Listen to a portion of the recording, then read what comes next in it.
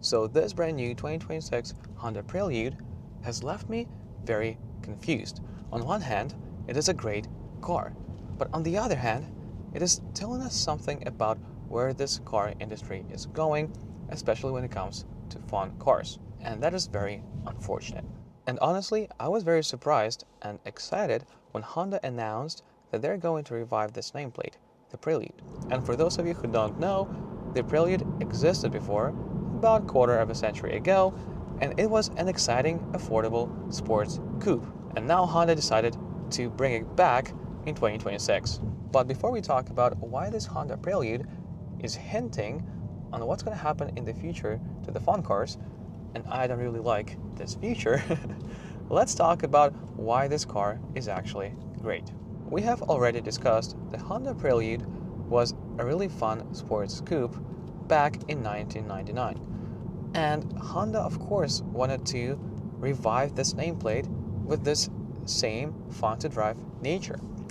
And what they did, they gave this car a chassis from the infamous Civic Type R. And of course, having this chassis on this coupe is great. This car handles really well, the steering is precise, and taking corners in this car is actually really fun. One of the other performance upgrades for this car are the brakes, which are high performance rubber brakes taken from the Civic Type R. The next thing I like about this car is the comfort.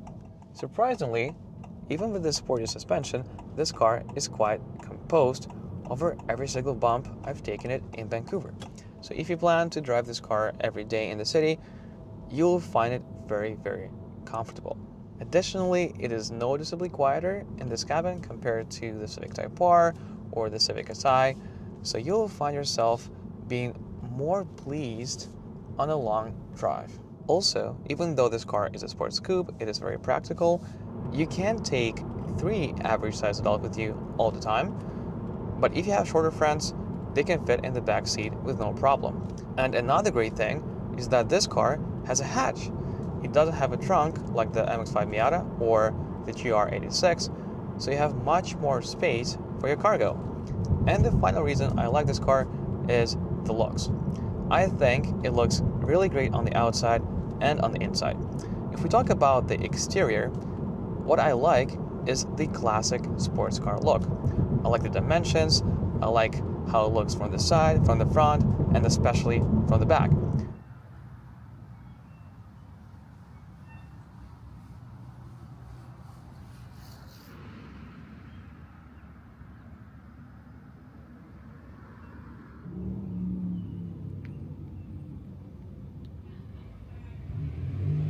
Lots of random people this week came up to me and were asking about this car because they thought it's some kind of Porsche they didn't see before.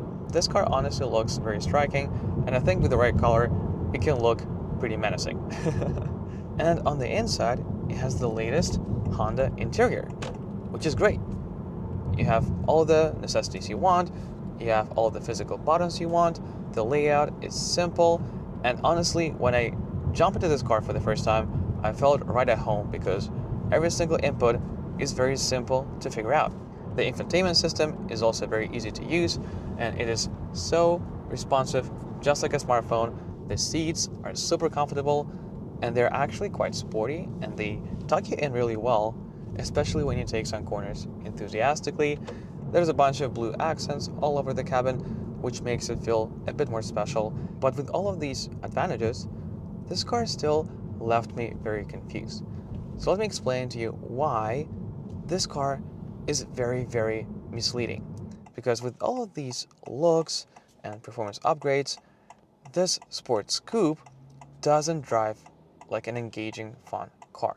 And in my point of view, it kind of defeats the whole purpose of this car existing.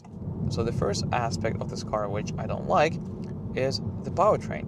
This car has the same engine as the Civic Hybrid, and it is very efficient, and it is actually quite nice to drive around the city, but it is just not engaging enough, especially for a car like this. And also, especially considering how this car looks, it feels very, very slow. Don't get me wrong, 6.5 to 7 seconds from 0 to 60 is not slow, but it just feels slow.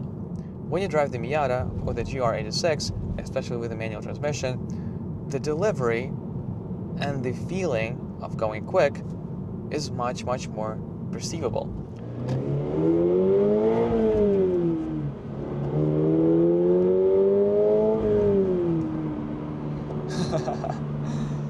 And when you drive this car, it just feels like you drive any affordable car for 2026 with a hybrid powertrain. So these two things don't match, and it creates this confusion in my head. So of course, Honda was thinking how to make this car more engaging, and they came up with this S Plus mode. So when you tap this button, you come to the S Plus mode, and it will try to simulate gear changes. So let me demonstrate. So I can use these paddles. As you can see, they're very responsive and somewhat convincing, but you just know it's fake. First of all, the sound is being pumped in through the speakers into the cabin, and it is very apparent sound that you know right away is fake. Also, you don't feel the downshift effect as much as you would in a normal car. So my problem is that this car delivers on so much. The looks, suspension, how it feels from the inside. You know, it would have been such a great car if I had more engagement. The S Plus mode is not very convincing. And that is the reason I've been driving this car all week in GT mode, because I feel like this car is not a sports coupe, it's a GT coupe, meaning that it's just supposed to be comfortable driving in the city, and you're not supposed to have fun, at least from the engagement standpoint. Of course, as I said before, the steering is really sharp, it is quite fun to go around the corners, but the emotions are not there. And I believe if we want to have affordable fun cars, they should be emotional. They should give you something to feel, to giggle, and just have fun about, right? In the world where we have the dominance of SUVs and NPC mobiles, I feel like we need more affordable fun cars, which are engaging, so that you can actually build some emotional attachment to it. And you feel excited every time you drive it. And don't get me wrong, I do believe that the Prelude is a very great car. You can tell right away about the quality of this car. It's built by Honda. Honda builds really solid cars. It has great interior. You'll feel great about looking back to it when you park it outside. And if I would be able to sum up this car in one sentence, I would say that this car is for people who like the Toyota Prius, but they want it to be more sporty. Because essentially this car is just like a Prius. You know, it's comfortable, it has great fuel economy, it is quite small and practical. You can drive this car every day in the city.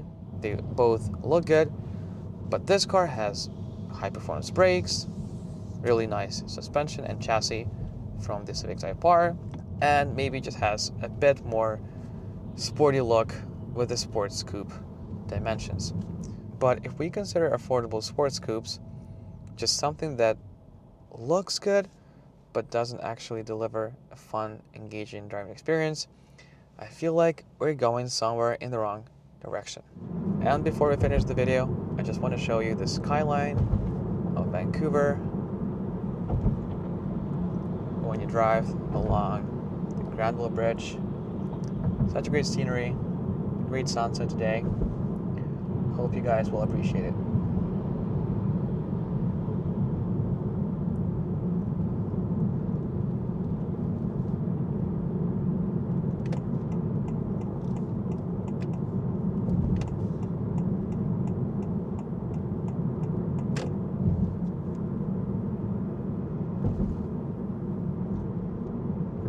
But if you want to learn more about what fun cars are really about, you can watch this video about the Supra I made a couple weeks ago, and this video about the GR86. And as always, stay safe out there, keep enjoying the drive, and I'll see you in the next one.